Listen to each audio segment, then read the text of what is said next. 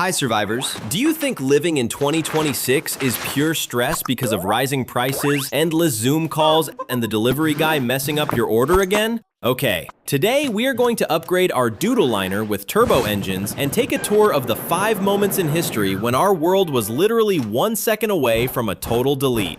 We will see planetary nightmares, from a global extinction that left only a handful of humans alive, to local apocalypses that wiped entire flourishing countries off the map in a single day. And in the finale, the story of one man who saved 8 billion people. His name, most likely, you do not know. Fasten your seatbelts, let's go! Our first stop is Sumatra, 74,000 years ago. Here lived our ancestor, an early Homo sapiens whom we, by our doodle tradition, will call Hans. He had just invented a stone scraper and thought life was getting better, but the Mount Toba supervolcano had other plans for Hans. It triggered an eruption of the 8th maximum level on the volcanic activity scale. So much sulfur was blasted into the atmosphere that the sun turned off for several years. A volcanic winter began, turning into a 1,000-year ice age. Global temperatures plummeted by 15 degrees. It destroyed Earth's ozone layer, exposing the surface to harsh ultraviolet radiation. Meaning, even if you stepped outside, the sun would literally kill you. Plants rotted, animals died out, and the human population shrank to a terrifying 1,280 people on the entire Earth. Scientists still debate the scale of the disaster, but the fact remains, we were very close to the edge.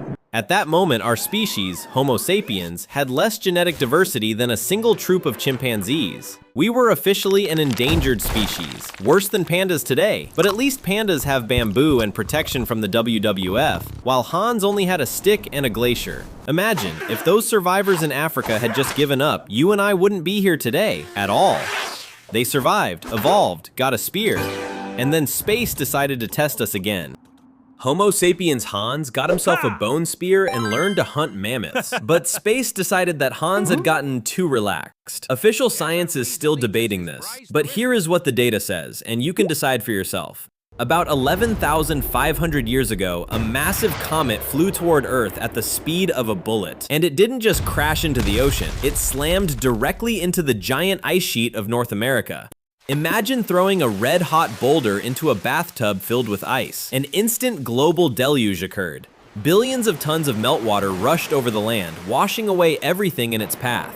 Fragments of the comet burned in the atmosphere and rained down red-hot debris, which instantly ignited forests worldwide. Up to 10% of the entire Earth's biosphere was on fire. The soot blocked out the sky, and the planet plunged into a new ice age for a whole 1,200 years.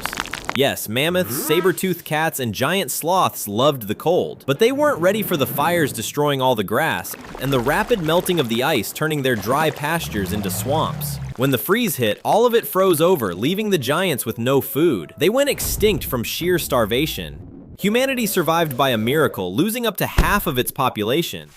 We moved to 6,100 BC. Our Hans has become a European fisherman. He lives in a beautiful place called Doggerland. For Hans, this was a real, complete world, a fertile land bridge connecting Britain to mainland Europe. You could walk there on foot. But off the coast of Norway, the Storegga Slide occurred. A chunk of land the size of a small European country slid into the ocean all at once. This triggered a mega tsunami the height of an 8-story building near the coast of Norway. The waves struck flat Doggerland at extreme speed. For Hans and his tribe, this wasn't just the water level rising, it was a literal physical end of their world. Imagine your country being completely washed into the ocean in a couple of hours, forever. Doggerland sank to the bottom of the North Sea, separating Britain and Europe forever. Hans survived on a log, but his world ceased to exist. So when you get upset because your upstairs neighbors flooded you, remember Hans, whose upstairs neighbors flooded his entire universe. And now we jump to 1755. Portugal is at the peak of its power. Lisbon is the wealthiest capital of a global empire, full of gold, palaces, and cathedrals.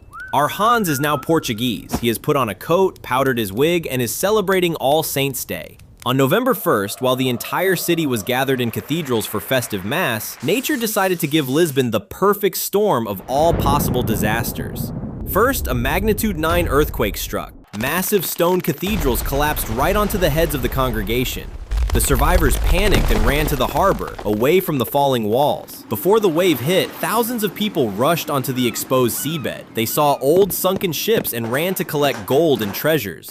Greed literally killed them, and 40 minutes later, a 9-meter tsunami wave hit them. It destroyed a third of the city in seconds, claiming the lives of 30 to 50,000 people out of a population. Those who survived the earthquake and the flood found themselves trapped. Thousands of candles lit in the ruined cathedrals triggered a firestorm that raged for 5 days, destroying everything that remained. In a single day, a great empire turned to ash. For the Portuguese, it was a biblical doomsday. So when you complain about a bad day at work, remember Hans from Lisbon, who went to church, survived an earthquake, dodged a tsunami, and then spent 5 days putting out fires on his breeches. And finally, 1983, the peak of the Cold War. The world is divided into 2 camps, each with tons of nuclear warheads ready to turn the planet into radioactive ash. Hans enlisted in the Soviet Air Defense Forces, but today it's not him on duty, but Lieutenant Colonel Stanislav Petrov. On the night of September 26th, the computer at the secret Supervolcano 15 bunker exploded with red warnings. Launch. A satellite detected the launch of 5 US nuclear missiles aimed directly at the USSR. Petrov had only about 20 minutes to make a decision. The protocol demanded an immediate report to the leadership, which would mean an automatic launch of Soviet missiles in retaliation. World War III would begin, and within an hour, a nuclear winter would set in. Death for absolutely everyone.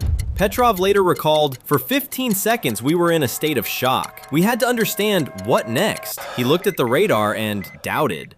He thought, if the US really decided to destroy the USSR, why did they launch only 5 missiles and not all 5,000? Petrov took colossal responsibility and reported, "It's a false alarm," and he was right. Later, it turned out that the Soviet satellite sensors had simply gone blind, mistaking regular sunlight glinting off clouds for missile launches. One man saved 8 billion lives simply by using common sense. And how did the system thank the hero? It didn't.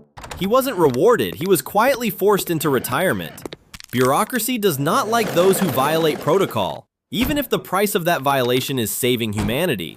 So, the next time you complain that too much depends on you at work, remember Stanislav Petrov, who had only 20 minutes to decide whether humanity would go on living or not.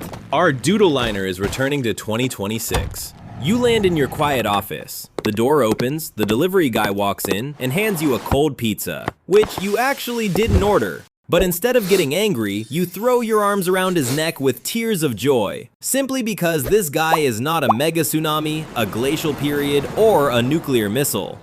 Against the backdrop of glaciers and nuclear threats, a mixed-up lunch is actually the best day of your life.